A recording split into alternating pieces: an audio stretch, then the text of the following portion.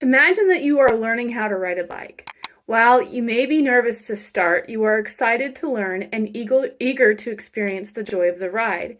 Yet, no matter how many times you try, ultimately the only barrier between you and your ability to balance is your own understanding and confidence in being able to do so.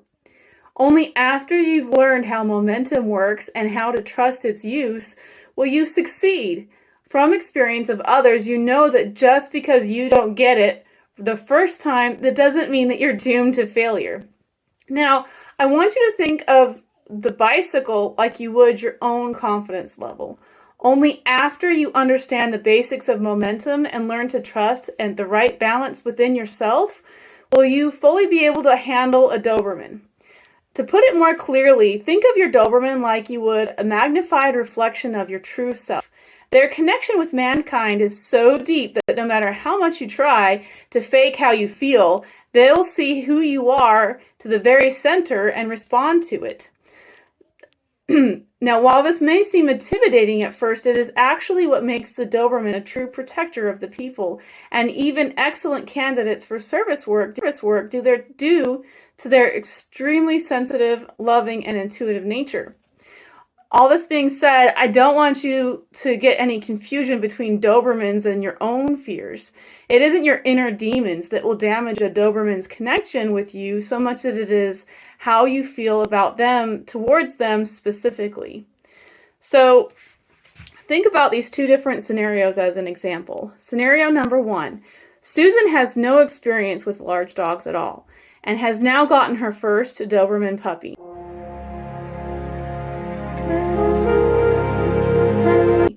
Already she is impressed with the puppy's size and wondered if she truly has what it takes to handle such a large, intelligent breed. Not yet knowing the rules of the house, her puppy claims Susan's spot on the couch for a nap without any thought of consequence. Worried that she might upset the puppy, Susan hesitates to correct him, thinking to herself that since it was his first day, that she'd wait until he felt more at home before her enforcing her no dogs on the couch rule. Scenario number 2.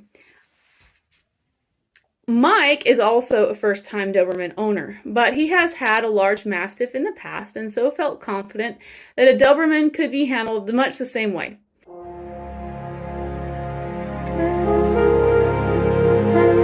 Having successfully trained his Mastiff to be very obedient, Mike was determined that he'd maintain the proper role as alpha in the house in training his new Doberman puppy and commanding the right amount of respect.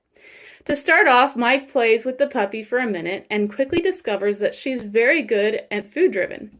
However, during their short training sessions, Mike is disappointed to see that his puppy is not responding to either treats or play. He quickly determines that the Doberman's bloodline is at fault and starts to question his choice of puppy.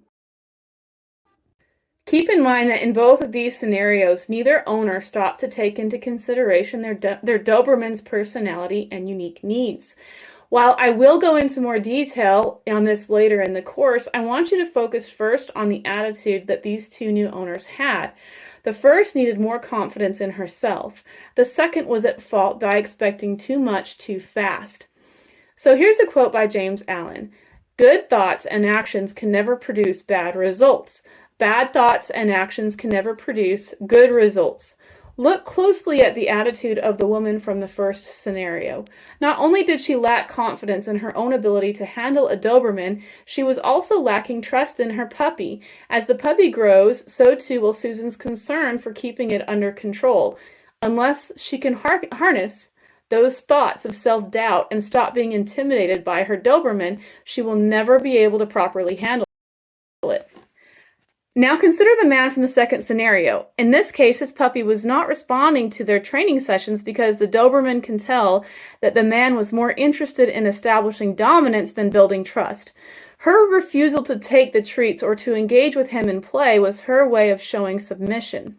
Should Mike continue down this road, his puppy is very likely to grow with fear and timid behavior because he's drowned out any confidence-building opportunities with his desire to maintain strict authority. So unlike Dobermans, most Mastiffs are not as concerned about their owner's approval. Depending upon the particular breed, they tend to take a neutral and sometimes lazy look on life. Because its more independent nature, Mike's Mastiff requires such a strict atmosphere. However, Mike has yet to learn that not all large breeds thrive off of that type of relationship. Dobermans in particular frequently need more love and affection than a Mastiff normally would. On one hand, you want to establish your authority over your Doberman so that they can respect your role as leader and obey your commands. On the other, that you don't want to be overbearing and the Doberman's own confidence level is damaged or destroyed. Due to a Doberman's deep connection with people in their pack, basically their family, this balance between authority and trust is ever evolving. As they mature and their bond strengthens with you, so will their confidence level based on how you raise them. So critically, this shouldn't be taken as a guessing game. You can quite easily determine the needs of your Doberman through their own actions and their body language, which we will cover throughout this course.